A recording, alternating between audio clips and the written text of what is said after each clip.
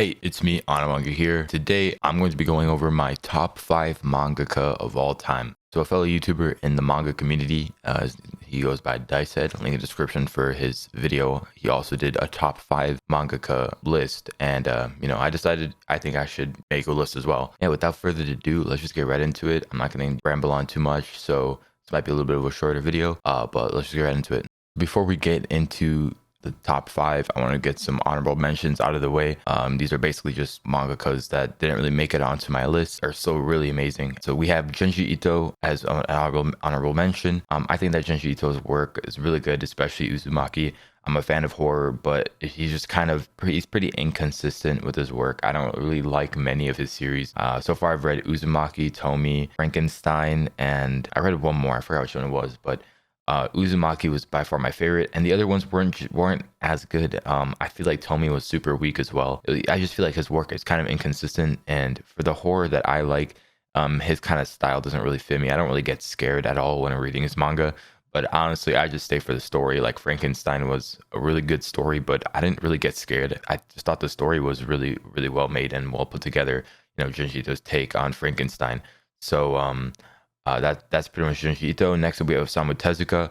The only reason why he's here is because I've only read one of his series, which is Message to Adolf, and I absolutely love that series. Honestly, I think I could put him somewhere in this list above someone else. Just the thing is that I feel like I don't really have enough. Osamu or Message to Adolf was a very short series, so I feel like I don't really have a full grasp about what he's about.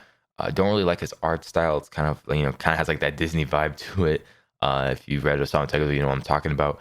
Yeah, I can't wait to read more of his works. He is definitely, on my list. I have a bunch of series that I want to read from him. That's why Osamu Tezuka is in the honorable mentions. So let's go on to number 5. So at number 5, we have Yoshitoki Oyema. She made A Silent Voice into Your Eternity.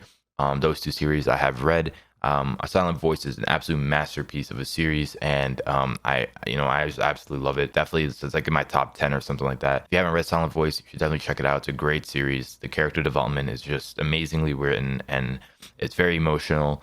It's just a fantastic series. And also, she also made To Your Eternity, which I don't think it's as good as A Silent Voice, but To Your Eternity is still really amazing. I haven't finished it yet, or I'm not really caught up yet. I'm kind of still in the beginning, the first couple volumes of it. So I haven't really read much, but so far, To Your Eternity is definitely it's also an amazing series, really emotional as well. I absolutely love it, and that's why Yoshitoki Oyema is over here at number 5, because she's just a great mangaka when it comes to like character development and stuff like that. Next up at number 4, we have Churro Oda. Of course, I had to add him on this list. The creator of One Piece, and I think that's his only series he's made. What I also like to list mangakas on is inconsistency. But One Piece, I mean, Oda only made One Piece, so I can't really, critique him on that. But One Piece is going on for so long, and the way he could just captivate so many people, still get the sales he's getting, even though he's like almost 100 volumes in, is just incredible. And the world building, the characters, all of it in One Piece is just super well made, and I absolutely love it. One Piece is one of my favorite series of all time. If you don't know, on the channel, it's just incredible what Oda has done, and how he influenced the manga community and anime and whatever. So yeah, that is Churro Oda. The reason why he's this high up, or I mean this low, I guess, because he's number 4, is because he's only made One Piece. So I wonder if whenever One Piece is done, like if he starts another series, I wonder how that's gonna end up being. But it was just move on to number 3. So at the number 3 spot, we have Ino Asano, and he's the creator of like Goodnight Punpun, Downfall, Dead Demon's Destruction. He made many series, and I've only read Goodnight Punpun and Downfall, so I can't really say much about him either. But from what I've read, I absolutely love his work, especially Goodnight Punpun. Downfall was a bit I didn't really like it that much because I kind of didn't really get the message of it. I didn't really understand what the message was and what he was trying to portray to his audience in Downfall. But Goodnight Punpun was just absolutely incredible series. It's in my top 3, and it's just such an amazing series. I absolutely love it.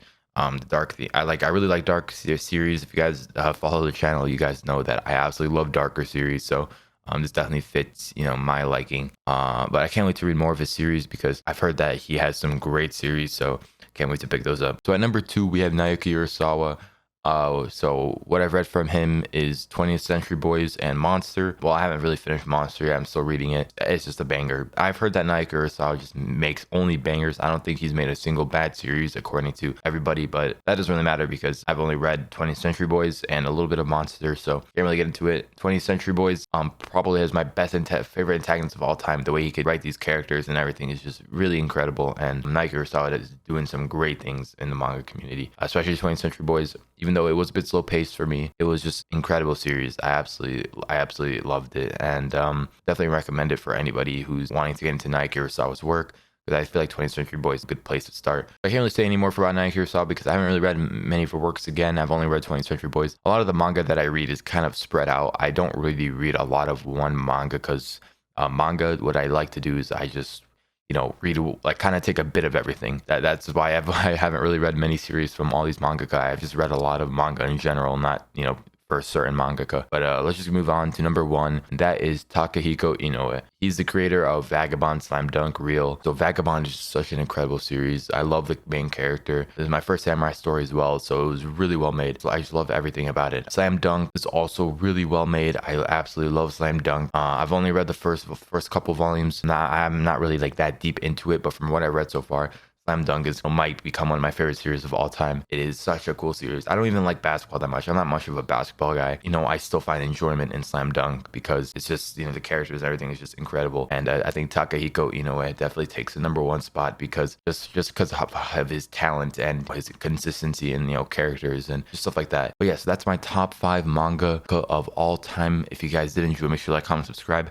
Put in the comments below what you guys thought about the list, and what is your top 5 manga of all time. I would love to see what you guys think, and maybe give me some recommendations for some mangaka that I might not have heard of, or I might have not read any manga from. So thank you guys for watching. Make sure to go check out Dicehead's video.